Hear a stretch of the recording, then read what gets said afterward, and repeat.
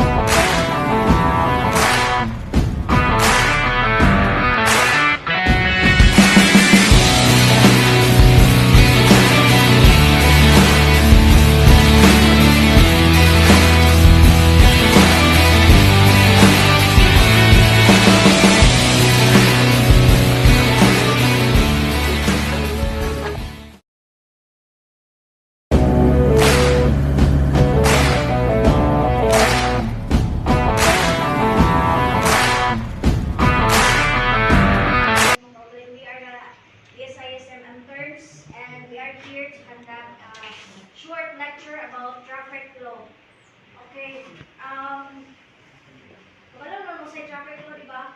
So, we clarify lang that kanay sundon ginagawa ang mga rules and regulations diri sa, especially diri sa atong campus. Kanay, in order to avoid that traffic dito, kay, you know naman na, damang estudyante rin, di ba? Then, magkuhan lang tama itong proper parking, proper lang itong pagkuhan, exit and entrance, kay kuhan para ma-avoid ang accidents, di ba? And then, kaning kuhan lang ha, additional lang sa, continuation rather. Next is the Republic Act 10913. We apologize that our visual aid is very kay dinalian dyan before from lines, so sorry.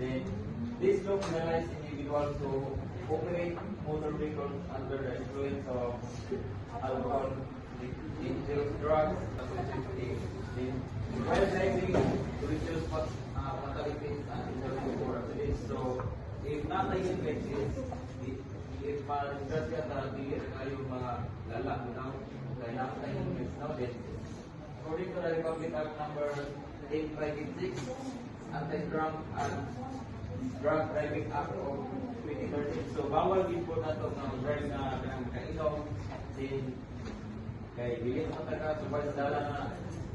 Then, this law penalizes individuals who operate motor vehicles under the influence of alcohol, dangerous drugs, and safety and responsible driving. So once again, good morning everyone. I apologize na wala rin nakakuha sa mga ulan. We are the SISN interns and we are here to conduct a short lecture about traffic law. Okay. Wala naman sa traffic law, di ba? So we clarify lang that kanay sundon yan ang mga rules and regulations diri sa especially diri sa mga campus. In order to avoid the traffic, remove yung mga then magkuha lang ang rubber parking, proper lang ang pagpapag-isip na entrance kay para ma-avoid ang accidents, diba? And then,